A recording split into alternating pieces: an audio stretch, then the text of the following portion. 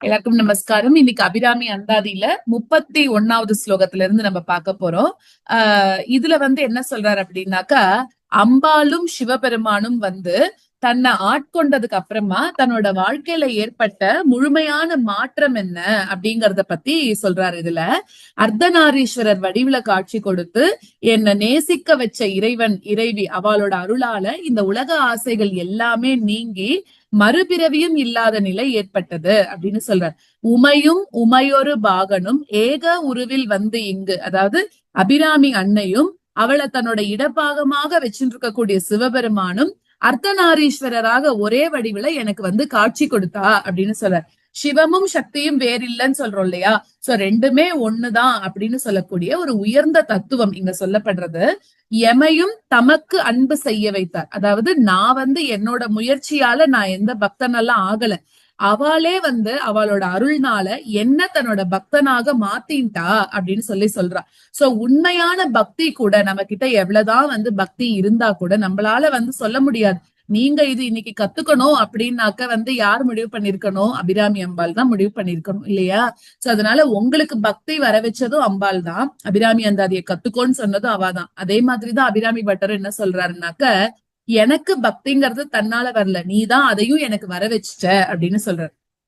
So இனி எண்ணுதற்கு சமயங்களும் இல்லை, ஈன்றெடுப்பால் ஒரு தாயும் இல்லை. இனிமே என்ன, எனக்கு வேற வழியோ இல்ல வேற தெய்வமோ இல்ல வேற ஒரு ஆதாரம் அப்படின்னு எதுவுமே நான் நினைக்க கூட தேவையில்லை அப்படிங்கிறார். அதுனா மறுபிறவி இல்லாததுனால என்னை மீண்டும் பெற்றெடுக்கிறதுக்கு ஒரு தாயும் இல்லை அப்படின்னு சொல்றார். சோ அமையும் அமையுறு தோழியர் மேல் வைத்த ஆசையுமே, அதாவது பெண்கள், பொருள், உலக இன்பங்கள் இது மேலெல்லாம் வச்சிருக்கக்கூடிய ஆசைகள் அதெல்லாம் கூட முற்றிலும் நீங்கிடுது அப்படிங்கிறார். சோ பெருமாள் மேல பக்தி இருக்கக்கூடிய இடத்துல உலகப்பற்றானது தானாகவே நீங்கிடும் அப்படிங்கறத இதுல சொல்றார். சோ உண்மையான அந்த பக்தி தான் நம்மளோட வாழ்க்கையை என்ன பண்ணுறதுன்னா முழுக்க ஆக்குறது அப்படின்னு சொல்றோம். சோ பெருமாள், அதாவது அம்பாலோட அருள் கிடைச்சிடுத்து அப்படின்னாக்க இந்த உலகத்துல இருக்கக்கூடிய பற்றுகள் எல்லாம் குறைஞ்சு போயிடுமா. மனசு என்ன ஆகும், அந்த அம்பாள் மேலேயே இருந்துட்டே இருக்குமா. சோ அந்த பெருமாளா நம்மள தேர்ந்தெடுத்து ஆட்கொள்றதுதான் பெரிய பாக்கியம் அப்படிங்கறத இந்த பாடல் சொல்றது. ஏற்கனவே காத்தால எனக்கு ஒருத்தர் மெசேஜ் அனுப்பிச்சிருந்தா இல்லையா, எனக்கு தெரியாது நாராயணியம் கத்துக்கணும், ஆனா என்ன பெருமாள் கத்துக்க வச்சிருக்காருன்னு. கரெக்டான பதில் வருதா இந்த இடத்துல? அதுதான், நம்ம எதுவுமே மெனக்கெடவே வேண்டாம். ஜஸ்ட் ஒரு மனசுல எப்பயோ ஒரு எண்ணம் இல்லைன்னா ஒரு பக்தி இருந்தா போரும், பெருமாள் நம்மள தேர்ந்தெடுப்பார். நீ இதை கத்துக்கோ அப்படின்னு சொல்லி. நம்ம எல்லாருமே இப்ப எப்படின்னா அம்பாளால தேர்ந்தெடுக்கப்பட்டவாதான் இதை கத்துக்கிறதுக்காக. சோ அடுத்தது 32, ஆசை கடலில் அகப்பட்டு, அதாவது அம்பாலோட அந்த ஒரு எல்லையில்லாத கருணை அதை நினைச்சு ரொம்ப நன்றியோட உருகிறார். உலக ஆசைகள்ல சிக்கி யமனோட பாச கயிற்றுல அகப்பட்டு இருந்த அவரை அபிராமி அன்னை என்ன பண்ணிருக்காலாம், தன்னோட திருவடிகளை இவரோட தலையில வச்சு ஆட்கொண்டு காப்பாத்திருக்கா அப்படின்னு சொல்றார். சோ அதுதான் இந்த இடத்துல நான் என்ன பண்ணிருந்தேன், உலக ஆசைகள்னு சொல்லக்கூடிய ஒரு பெரிய கடல், அதுல மூழ்கி இரக்கமே இல்லாத யமனோட பாச கயிற்றுல சிக்கி துன்பப்பட்டு இருந்தேன். அப்போ உலகப்பற்று மனுஷன் என்ன பண்ணுறது, பிறப்பு இறப்புன்னு சொல்லக்கூடிய சுழற்சியில கட்டி போட்டுட்டே இருக்கு இல்லையா? அப்போ நின் பாதம் என்னும் வாசக்கமலம் தலைமேல் வலிய வைத்து, அந்த நேரத்துல நான் என்ன பண்ணேன், நான் எதுவுமே வாய திறந்து கேட்கல, நீயா அப்படின்னு சொல்ற. நான் கேட்காமலேயே நீயே உன்னோட நறுமணம் வீசக்கூடிய அந்த தாமரை திருவடிகளை என்னோட தலையில வச்சு எனக்கு நீ அருள் புரிஞ்ச. சோ இது உன்னோட ஒரு நல்ல பெரிய கருணைய காட்டுறது அப்படின்னு சொல்ற. ஆண்டு கொண்ட நேசத்தை என் சொல்லுவேன் அப்படின்னா, என்ன உன்னோட அடியவனாக நீ ஏத்துண்டதுக்கு அப்புறமா உன்னோட பேரன்பை நான் எப்படி விவரிக்க போறேன், எந்த வார்த்தையாலையும் கூட உன்னோட அன்பை என்னால விவரிக்க முடியாது அப்படின்னு சொல்லிட்டு, ஈஷர் பாகத்து நேரிழையே அப்படின்னா சிவபெருமானோட இடப்பாகமாக இருக்கக்கூடிய தேவி, பேரழகும் பேரருளும் கொண்ட அன்னை நீதான், உன்னோட கருணை தான் என்ன காத்தது அப்படின்னு சொல்லி முடிக்கிறார். அடுத்தது 33வது பாடல், இழைக்கும் வினை வழியே. அதாவது இதுல என்ன சொல்றாருன்னா, மரண நேரத்துல கூட அந்த அம்பிகையோட நினைவு நம்ம எல்லாருக்கும் நிலைச்சு இருக்கணும் அப்படின்னு சொல்றாரு. என்னோட கர்ம வினைகள்னால யமன் என்ன அழைக்கக்கூடிய வேளையில நீ ஓடி வரணும், என்கிட்ட ஓடி என்ன சொல்லணும், பயப்படாத, அஞ்சாதே அப்படின்னு சொல்லி என்ன காப்பாத்தணும் அப்படின்னு உருகி வேண்டிக்கிறார். சோ இதுல என்னன்னா, மரண காலத்துல கூட நம்மளுக்கு அந்த அம்பாளோட நினைவு இருந்துட்டே இருக்கணும்.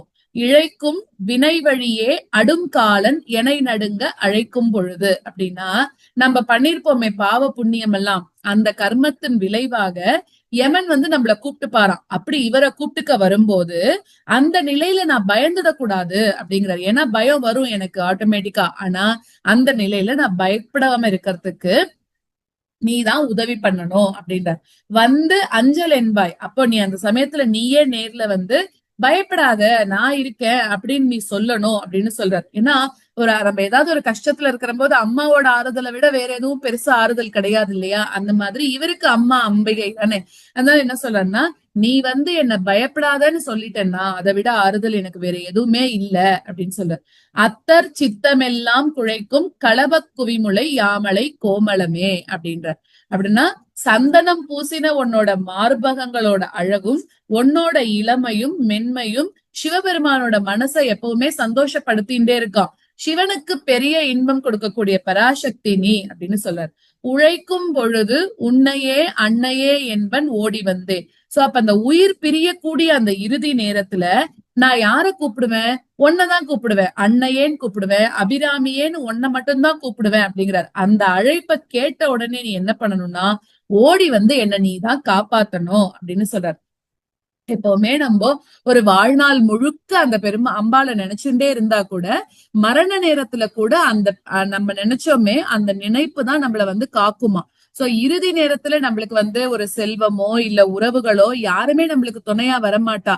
யார்தான் வருவான்னா அந்த அம்பாளோட அருளும் நம்ம செஞ்ச பக்தி மட்டும்தான் நமக்கு உண்மையான ஆதரவாக இருக்கும் அப்படிங்கறத இந்த பாடல் மூலமா சொல்றாரு. ஏன்னா வேற யாரையும் அவர் கூப்பிடல, அபிராமியை தான் கூப்பிடுறார். நீதான் வரணும், பயப்படாதன்னு நீதான் எனக்கு சொல்லி அழைச்சுன்னு போனோம் அப்படின்னு சொல்றாரு இல்லையா?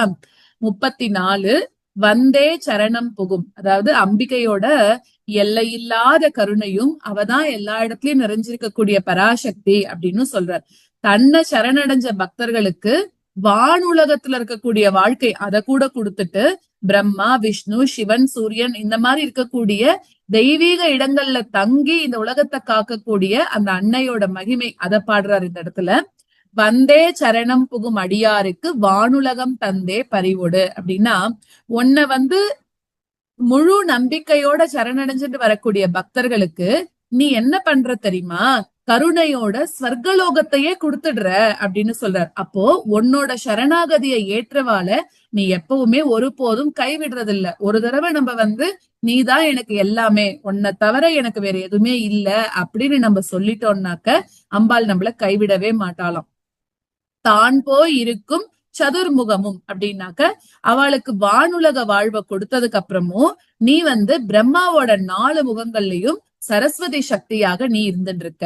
அப்புறம் பைந்தேன் அலங்கள் பருமணி ஆகமும் பாகமும் துளசி மாலையும் கௌஸ்துபமணியும் போட்டு இருக்கக்கூடிய அந்த பெருமாளோட மார்புல மகாலட்சுமியாகவும் சிவபெருமானோட இடபாகத்துல உமாதேவியாகவும் நீதான் இருக்க அப்படின்னு சொல்ற.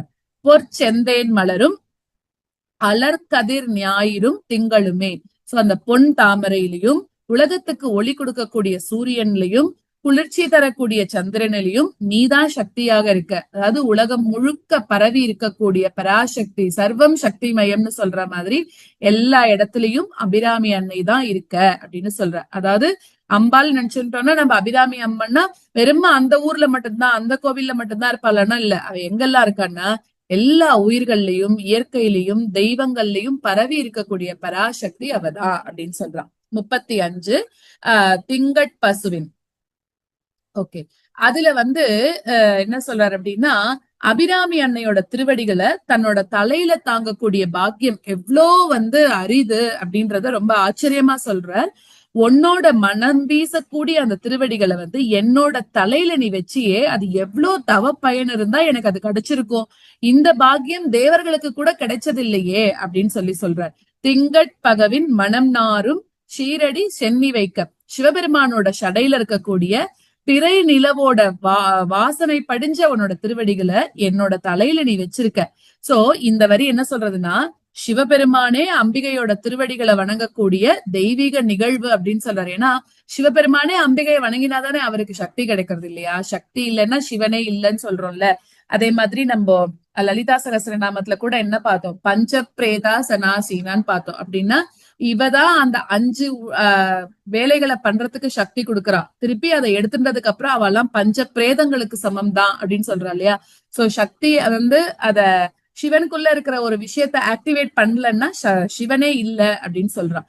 சோ அது மாதிரி எங்கட்கு ஒரு தவம் எய்தியவா எண்ணிறந்த விண்ணோர் தங்கட்கும் இந்த தவம் எய்துமோ அப்படின்னு சொல்றான். இந்த பாக்கியமானது எனக்கு கிடைக்கிறதுக்கு நான் என்ன தவம் பண்ணேன், எவ்வளவோ தேவர்களுக்கு கூட இது கிடைக்கலையே அப்படின்னு சொல்றார். தரங்கக் கடலுள் வெங்கண் பனி அணை மேல் துயில் கூறும் விழுப்பொருளே. திருப்பார்கடல்ல ஆதிசேஷன் மேல இருக்கக்கூடிய பெருமாளுக்கு சக்தியாகவும் நீதான் இருக்க, எல்லா தெய்வ வடிவங்கள்லயும் நீதான் ஆதி பராசக்தியா இருக்க அப்படின்னு சொல்ற. சோ பெருமாளோட தாயாரோட திருவடிகளை வந்து நம்ம நினைக்கக்கூடிய பாக்கியம் இருக்கே, அதுவே ஒரு பெரிய தவப்பயன் அப்படின்னு சொல்ற. நம்மளுக்கு வந்து தாயாரோட அனுகிரகம் கிடைச்சிடுத்தோ அப்படின்னாக்க அதுதான் வாழ்க்கையோட ஒரு மிக மிக உயர்ந்த செல்வமாக நம்ம வந்து நினைச்சுக்கணுமா. சோ இப்படி எல்லாம் உன்னோட அனுகிரகம் கிடைக்கிறதுக்கு நான் என்னதான் தவம் பண்ணேனோ அப்படின்னு சொல்ற. 36 பொருளே பொருளின் பொருள் முடிக்கும் போகமே. இதுல வந்து அம்பாளோட அருளோட பெருமை அதை நினைச்சு ரொம்ப சந்தோஷப்படுறார். இந்த உலகத்துல கிடைக்கக்கூடிய செல்வமும் அதனால வரக்கூடிய இன்பமும் அப்புறமா அந்த இன்பத்தினால உண்டாகக்கூடிய மாயை, அப்புறம் அந்த மாயையை நீக்கக்கூடிய ஞானம், இது எல்லாமே யாரால நடக்கிறதுனா அம்பாளாலதான் நடக்கிறது அப்படிங்கிற. சோ உலகத்துல இருக்கக்கூடிய செல்வமும் நீதான், அந்த செல்வத்தால கிடைக்கக்கூடிய இன்பம் அதுவும் நீதான், அந்த இன்பத்துல மனுஷன் மயங்கறதுக்கு காரணமா இருக்கக்கூடிய மாயை கூட உன்னோட சக்தியோட வெளிப்பாடுதான். மருளில் வரும் தெருளே, அதே மாயையில சிக்கி இருந்த மனுஷனுக்கு அதிலிருந்து விடுபடக்கூடிய ஞானத்தையும் கொடுக்கறது நீதான், அறியாமைய நீக்கி உண்மைய வளர வைக்கக்கூடியவளும் நீதான் அப்படின்னு சொல்ற. என் மனத்து வஞ்சத்து இருளேதுமின்றி ஒளிவெளியாகி இருக்கும் முந்தன். அப்போ என்னோட மனசுக்குள்ள இருக்கக்கூடிய அந்த அகங்காரம், அறியாமை, மாயை, இந்த மாதிரி இருக்கக்கூடிய இருட்டு, இது எல்லாத்தையும் வந்து முழுமையாக நீக்கி ஞான ஒளியால நீதான் நிரப்பி இருக்க. அருளேது அறிகின்றிலேன் அம்புயாதனத்து அம்பிகையே. தாமரையில உட்கார்ந்துட்டு இருக்கக்கூடிய அம்பிகையா இருக்கக்கூடிய நீ என்ன மாதிரி தகுதி இல்லாதவனுக்கு இவ்ளோ பெரிய ஒரு அனுகிரகத்தை நீ எப்படி பண்ண, சோ உன்னோட கருணையோட ஆழத்தை என்னால புரிஞ்சுக்கவே முடியலையே அப்படின்னு சொல்ற. 37 இதுல வந்து அம்பாளோட அலங்காரங்களையும் சிவபெருமானோட இடப்பாகத்துல அவ வீட்டில் இருக்கக்கூடிய பேரழகு இத வந்து சொல்ற. அன்னையோட கைகள்ல எப்பவுமே என்ன வச்சுருக்கான்னா கரும்பு வில்லு, மலர் அம்புகள், முத்து மாலை, அப்புறம் நவமணிகளால ஆன ஒட்டியானம், பட்டாடை, இதெல்லாம் போட்டு இருக்கா இல்லையா. இவ்வளோ அழகோடையும் அருளோடையும் சிவபெருமானோட இடப்பாகத்துல இருக்கக்கூடிய அபிராமி அன்னைய அபிராமி பட்டர் வந்து போற்றி சொல்ற. கைக்கே அணிவது கண்ணலும் பூவும். ஆனா உன்னோட திருக்கரங்கள்ல நீ என்ன வச்சுருக்க, கரும்பு வில்லும் அப்புறம் 5 மலர்களால ஆன அம்புகளும் இருக்கு. இது வந்து எப்படி இருக்குன்னா அன்பாலையும் அருளாலையும் இந்த உலகத்தை வென்றிடலாம் அப்படிங்கறத காமிக்கிற மாதிரி இருக்கான். கமலம் அன்னமைக்கே அணிவது வெண்முத்து மாலை அப்படின்னு சொல்ற. ஓகே. சோ தாமரை மாதிரி மென்மையான இருக்கக்கூடிய உன்னோட திருமேனியில வெண்மையான முத்து மாலை போட்டுருக்கியாம். அப்போ முத்தின் வெண்மை வந்து உன்னோட தூய்மையையும் பரிசுத்தத்தையும் உணர்த்துறது. முத்துக்கு தனியா அங்க எதுவும் வந்து தனியா ஸ்பெஷலா சொல்லல, உன்னோட தூய்மையும் பரிசுத்தமும் தான் அந்த முத்துல தெரியறது அப்படின்றார். விட அரவின் பைக்கே அணிவது பன்மணி கோவையும் பட்டும். உன்னோட மெல்லிய இடையில நவமணிகள் பதிச்ச ஒட்டியானமும் அழகான பட்டாடையும் நீ போட்டுருக்க. அப்புறம் 8 திக்கே அணியும் திருவுடையான் இடம் சேர்பவளே. 8 திசைகளையே ஆடையாக வச்சுருக்கக்கூடிய பரமசிவனோட இடப்பாகத்துல இருக்கக்கூடிய பராசக்தி நீதான். சிவமும் சக்தியும் பிரிக்க முடியாத ஒண்ணு அப்படிங்கறத அடிக்கடி இவர் சொல்லிட்டே இருக்கார். சோ இது வந்து வெளிப்புறத்துல இருக்கக்கூடிய அலங்காரத்தை மட்டும் வர்ணிக்கிற மாதிரி இல்ல, அம்பிகையோட ஒரு அலங்காரமும் ஒரு தத்துவத்தை வர்ணிக்கிறது அப்படின்னு சொல்றான். கரும்பு வில் என்ன சொல்றது, இனிமையா இருக்கிறது. மலர் அன்புகள் வந்து அன்பு காமிக்கிறது. முத்து மாலை தூய்மையா இருக்கிறதுக்கு. நவமணிகள் நல்ல குணங்களை காமிக்கிறதுக்கு. சோ அதே மாதிரி நம்ம வாழ்க்கையில கூட நம்ம இந்த மாதிரி இருக்கக்கூடிய நல்ல நல்ல குணங்களை அணிகலன்களாக போட்டு இருந்தோம்னா அம்பிகையோட அருளுக்கு ஈஸியா நம்ம வந்து பாத்திரம் ஆயிடலாம் அப்படிங்கிறான். 38 பவழக்கொடியில் பழுத்த செவ்வாயும். இதுல வந்து அம்பாளோட அந்த ரொம்ப ஒப்பில்லாத ஒரு அழகையும், அந்த அழகுனால சிவபெருமானே பேரானந்தத்துல எப்படி இருக்கார் அப்படிங்கறத சொல்றா. இப்படிப்பட்ட அபிராமி அன்னைய நம்ம எல்லாரும் கூட பக்தியோட வணங்கணும். அப்படி வணங்கினா என்ன கிடைக்கும்? நம்மளுக்கு விரும்பக்கூடிய உயர்ந்த பேறுகள் எல்லாமே கிடைக்கும் அப்படின்னு நம்மளுக்கெல்லாம் அறிவுரை சொல்ற மாதிரி இருக்கு. சோ பவளக்கொடியில் பழுத்த செவ்வாயும் பனிமுறுவல் தவள திருநகையும் துணையா. அம்பாளோட அந்த திருவாய் பவளத்தை போல எப்படி இருக்கான்? பவழம் மாதிரி அப்படியே அழகா சிவப்பா இருக்கான். அவளோட புன்முறுவல் எப்படி இருக்குன்னா நம்மளுக்கெல்லாம் குளிர்ச்சி தர மாதிரி இருக்கு. அந்த புன்முறுவல்ல தெரியக்கூடிய அந்த முத்து மாதிரி இருக்கக்கூடிய அழகான பற்கள் அவளோட பேரழகை இன்னும் கூட உயர்த்தி காமிக்கிறதாம். அடுத்தது, எங்கள் சங்கரனை துவளப் பொறுது. அந்த இனிமையான புன்முறுவலும் பேரழகும் என்ன யார பண்றது? சிவபெருமானையே அப்படியே உருகிற மாதிரி பண்ணிடுறதாம். பரமசிவனுக்கே பேரானந்தம் கொடுக்கக்கூடிய பராசக்தியோட மகிமை அதை சொல்றாரு இந்த இடத்துல. துடியிடை சாய்க்கும் துணை முளையால், உடுக்கை மாதிரி மெலிஞ்ச இடையோட இருக்கக்கூடிய அம்பாளோட அந்த அழகான வடிவம், அதை அவ்வளவு அழகா கவிநயத்தோட சொல்றார். இதுல நம்ம வந்து வேற எந்த மாதிரியும் இதுல வந்து அந்த காமம் சேர்க்கறது அப்படி எல்லாம் பார்க்க கூடாது. அம்பாளோட ஒரு குழந்தையாதான் இதுல வந்து அபிராமி அந்த அதே எழுதியிருக்காரு இல்லையா? சோ அந்த மாதிரி அவளை பணிமின் கண்டீர் அமராவதி ஆளுகைக்கே, இந்த மாதிரி இருக்கக்கூடிய அபிராமி அன்னைய நம்ம எல்லாரும், நீங்க எல்லாரும் அப்படின்னு சொல்ற, நீங்க எல்லாரும் பக்தியோட வணங்குங்கோ. சோ அவளோட அருளால அமராவதியை ஆளக்கூடிய பேரு மாதிரி உயர்ந்த செல்வமும் புகழும் வாழ்க்கையில வெற்றியும் கிடைக்கும் அப்படின்னு சொல்றாருங்க. அமராவதினா என்னன்னா ஸ்வர்க்கம்க்கு மட்டும்தான் அமராவதிங்கிறது கிடையாது. இங்க வந்து நல்ல நம்மளுக்கு ஒரு ஆனந்த நிலை, பேரானந்த நிலை அப்படின்னு கூட சொல்லலாம். அதை கூட குடிக்கிறது. அடுத்ததாக வந்து 39 ஆளுகைக்கு உந்தன். இதுல வந்து அம்பாளோட அந்த திருவடிகளும் கடைக்கண் பார்வையும் இருந்தாக்க பக்தனுக்கு வேற எதுவுமே தேவையில்லை அப்படின்னு சொல்றார். அம்பாளோட திருவடிகள் தான் நம்மள ஆட்கொள்ளும். அவளோட கருணை அந்த கருணையான பார்வை இருக்கு இல்லையா, அது என்ன பண்ணும்? நம்மளுக்கு யம பயத்திலிருந்து நம்மள காக்கும் அப்படின்னு சொல்றார். சோ ஆளுகைக்கு உந்தன் அடித்தாமரைகள் உண்டு.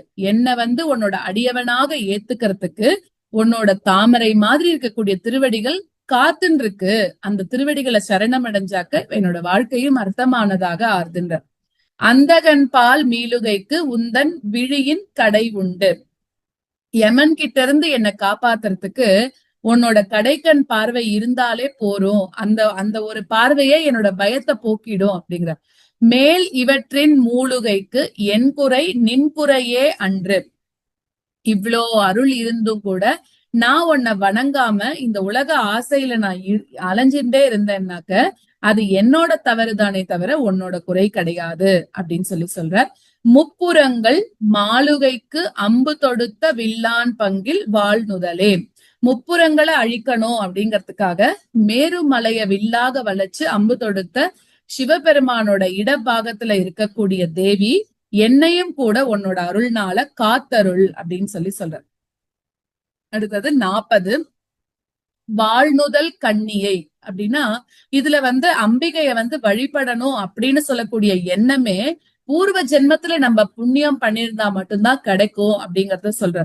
தேவர்கள் எல்லாம் வணங்கக்கூடிய அன்னைய அறியாமை நிறைந்த மனசுனால நம்மளால தெரிஞ்சுக்க முடியாது. சோ அவளை பார்க்கணும், அவளை நேசிக்கணும் அப்படின்னு சொல்லக்கூடிய எண்ணம் நமக்கு வருதுன்னா கூட முன்னாடி பிறவில நம்ம ஏதோ நல்ல நல்ல செயல்கள் பண்ணிருப்போமா, அதனாலதான் இப்ப நம்மளுக்கு அது வருது அப்படின்னு சொல்ற.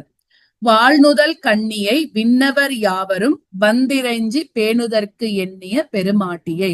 அந்த நல்ல ஒளிரக்கூடிய நெற்றியோட அந்த இருக்கக்கூடிய அபிராமி அன்னைய தேவர்கள் எல்லாரும் வந்து என்ன பண்றான்னா வணங்கி போற்றணும் அப்படின்னு ஆசைப்பட்டுட்டே இருக்கலாம். அப்படிப்பட்ட உயர்ந்த பராசக்தி தான் நம்மளோட அபிராமி. சோ அவளை வணங்குறது தேவர்களுக்கே பெரும் பாக்கியம். பேதை நெஞ்சில் காணுதற்கு அந்நியன் அல்லாத கண்ணியை.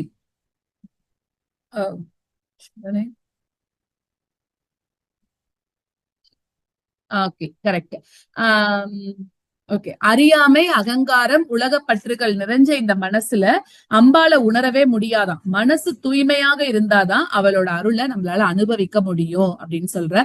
காணும் அன்பு பூணுதற்கு எண்ணிய எண்ணமன்றோ. அவளை வந்து தரிசிக்கணும், அவளை நேசிக்கணும், அவளை வழிபடணும் அப்படின்னு சொல்லக்கூடிய எண்ணமே ஒரு சாதாரண எண்ணம்லாம் கிடையாது. அதுவே நம்மளுக்கு அம்பாளோட அனுகிரகம் இருந்தா மட்டும்தான் கிடைக்கும். அது இறை அருள்னால வரக்கூடிய பக்தி, உயர்ந்த பக்தி. அது இருந்தாதான் நம்மளால அபிராமியவே சேவிக்க முடியும், அவளை நினைக்க கூட முடியும் அப்படின்றார். முன்செய் புண்ணியமே, இந்த பக்தி உணர்வு இப்ப வந்தது கிடையாது. முன்னாடி பிறவிகள்ல நம்ம செஞ்ச நற்செயல்களோட பலனாக இப்ப அது மலர்றதாம். சோ பெருமாளை நம்ம தேடி போகக்கூடிய மனசு நம்மளுக்கு கிடைக்கிறதே அதுவே ஒரு பெரிய புண்ணியம் அப்படின்னு சொல்றார்.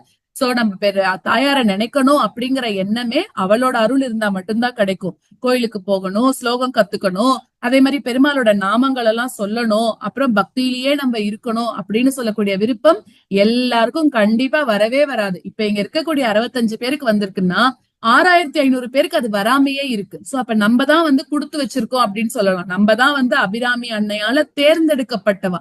மத்தவா வீட்டுல உக்காந்துட்டு சீரியல் பாக்குறது எதேதோ பண்ணிட்டு இருக்கா இல்லையா. உங்க மனசுலதான் அபிராமி அன்னை புகுந்து நீ இதை கத்துக்கோ அப்படின்னு சொல்லியிருக்கா. சோ அதனால அந்த விருப்பம் உங்களுக்கு வந்ததே முன்னாடி பிறவியில செஞ்ச புண்ணியத்தோட பலன் தான் அப்படிங்கறத இந்த பாடல் சொல்றது. நான் சொல்லல, நான் வெறும நம்ம கிளாஸோட இது பண்ணி சொல்றேன், கம்பேர் பண்ணி சொல்றேன், அவ்வளவுதான். அடுத்தது 41, இன்னைக்கு 45 வரைக்கும் பாத்துடலாம். புண்ணியம் செய்தனமே மனமே அப்படின்னா நல்ல நல்ல அடியார்களோட நட்பு நம்மளுக்கு கிடைக்கிறதே ஒரு பெரிய புண்ணியம் அப்படிங்கறத சொல்றார். அபிராமி அன்னையும் சிவபெருமானும் தானே தன்னோட அடியார்களுக்கு நடுவுல தன்னையும் சேர்த்துண்டு தன்னோட திருவடிகளை தலையில பதித்து அருளினதை நினைச்சு நம்ம என்ன புண்ணியம் செஞ்சோமோ அப்படின்னு சொல்றார். அதாவது தன்னோட மனசை பார்த்து அவரே சொல்லிக்கிறார். என்னன்னா நம்ம எவ்வளவு பெரிய புண்ணியம் பண்ணிருக்கணும் அப்படின்னு சொல்றார். என்னன்னா அவருக்கு கிடைச்சிருக்கக்கூடிய அருள் சாதாரணமானது கிடையாது. அதனால அதை நினைச்சு நினைச்சு நினைச்சு அவ்வளவு சந்தோஷப்பட்டுக்கிறாராம். புது பூங்குவலை கண்ணியும் செய்ய கணவரும் கூடி, புதுசாக மலர்ந்த அந்த இது இருக்கு இல்லையா, குவளை மலர் இருக்கு இல்லையா, அந்த குவளை மலர் மாதிரி கண்களோட இருக்கக்கூடிய அபிராமி அன்னையும் சிவந்த திருமேனியோட இருக்கக்கூடிய சிவபெருமானும் 2 பேரும் ஒன்னா நம்மளுக்காக அருள் புரிய வந்திருக்கா அப்படின்னு சொல்றார். நம் காரணத்தால் நன்னி இங்கே தம் அடியார்கள் நடுவிருக்க பண்ணி. சோ நம்ம மேலெல்லாம் கருணை கொண்டு அவ 2 பேரும் தானாக அவளோட உண்மையான பக்தர்களோட கூட்டத்துல நம்மளையும் சேர்த்திருக்கா. அதாவது சத் சங்கம் அப்படின்னு சொல்றோம் இல்லையா, நம்ம எல்லாரையும் நம்ம ஒரு இடத்துல நம்ம சேர்ந்திருக்கோம் அப்படின்னா யாரோட அருள்னால சேர்ந்திருக்கோம்னா அம்பாளும் தாயாரும் பெருமாளும் சிவனும் எல்லாரும் நம்மள சேர்த்து வைக்கணும்னு அவ முடிவு பண்ணி நம்ம எல்லாரையும் இந்த மாதிரி ஒரு இதுக்குள்ள நம்மள சேர்த்து வச்சிருக்கா. அதேதான் இங்க சொல்றா. நம் காரணத்தால் நன்னி இங்கே தம் அடியார்கள் நடுவிருக்க பண்ணி. அம்பாளுக்கு தெரியும் இல்லையா யார் யாரு தன்னோட அடியார்கள்னு, அந்த அடியார்களோட நம்மள சேர்த்து வைக்கிறா. எதுக்கு? நம்மளுக்கு இன்னும் கொஞ்சம் நல்ல நல்ல ஞானங்கள்லாம் வரணும், நம்மளோட மனசு தப்பான வழியில போகக்கூடாது அப்படிங்கறதுக்காக. சோ அந்த மாதிரி நம்மளுக்கு தாயார் கொடுக்கக்கூடிய பெரிய பெரிய வரங்கள்ல இதுவும் ஒண்ணு அப்படிங்கறத நம்ம கரெக்டா புரிஞ்சுக்கணும். நம் சென்னியின் மேல் பத்மபாதம் பதித்திடவே, தாமரை மாதிரி இருக்கக்கூடிய திருவடிகளை நம்மளோட தலையில வச்சிருக்காளாம். சோ இதை விட உயர்ந்த பாக்கியம் வேற எதுவுமே இல்ல. நல் அடியார்களோட நட்பும் சத் சங்கமும் இறையருளோட ஒரு பெரிய பெரிய அடையாளமாக சொல்லப்படுறது. நல்ல பக்தர்களோட நம்ம சேர்ந்து இருக்கிறதுனாலதான் பக்தி வளர்றது. பக்தி வளரும் போதுதான் தாயார் என்ன பண்றான்னா அவளோட திருவடிகளுக்கு நம்மள கூட்டிட்டு போறாளாம். அதனால நல்லவர்களோட நட்பு சத்சங்கங்கள் எங்கெங்கெல்லாம் இருக்கோ தேடி போகணும். 42வது பாட்டு இடங்கொண்டு விம்மி. அதாவது அபிராமி அன்னையோட அந்த அழகு, அப்புறம் அழகுல மறைஞ்சிருக்கக்கூடிய தாய்மை, பராசக்தியோட மகிமை எல்லாத்தையும் சொல்றாரு இதுல. இடம் கொண்டு விம்மி இணை கொண்டு இறுகி இலகி முத்துவடம் கொண்ட கொங்கை மலை கொண்டு. அம்மாவோட அந்த அபிராமி அம்மாவோட மார்பகங்கள் இருக்கு இல்லையா, அது முத்து மாலையால அலங்கரிக்கப்பட்டு ஒரு நம்மள பெத்த அம்மா இருந்தா எப்படி இருப்பா, அவளோட நிறைவை நம்மளுக்கு காட்டுறதாம். இது வெறுமன ஒரு அழகு வர்ணனைன்னு சொல்லக்கூடாது. இந்த உலகத்துல இருக்கக்கூடிய உயிர்கள் எல்லாத்துக்கும் தாயாக இருக்கக்கூடிய அவளோட கருணையோட அடையாளம் அப்படின்னே சொல்லலாம். இறைவர் வலிய நெஞ்சை நடம் கொண்ட கொள்கை நலம் கொண்ட நாயகி. அந்த அம்பிகையோட பேரன்பும் பேரழகும் எப்படி இருக்குன்னா அசையாத மனம் கொண்ட சிவபெருமானுக்கே ஒரு பேரானந்தத்தை கொடுக்கற மாதிரி இருக்கும். அடுத்தது நல்லறவின் படம் கொண்ட அல்குல் பனிமொழி. நாகத்தோட அந்த விரிஞ்ச படம் போல அழகான இடையையும் குளிர்ச்சி தரக்கூடிய அந்த அழகான சொற்களும் அம்பாள்கிட்ட இருக்கான். அவளோட வார்த்தைகள் எப்படி இருக்குன்னா பக்தர்களோட மனக்கவலைகள் அது எல்லாத்தையும் நீக்கி அமைதி கொடுக்கற மாதிரி இருக்கு. வேத பரிபுரையே அப்படின்னா அம்பாலோட திருவடிகள்ல போட்டு இருக்கக்கூடிய சிலம்பு இருக்கு இல்லையா, அதுதான் 4 வேதங்கள் அப்படின்னு சொல்றார். வேதங்களோட முழு சாரமுமே எங்க இருக்குன்னா அம்பாலோட திருவடிகள்ல தான் அடங்கி இருக்கான். சோ அவளை அடைஞ்சவனுக்கு வேதங்களோட உண்மை பொருளானது தானாகவே தெரிய வந்துரும் அப்படின்னு சொல்றான்.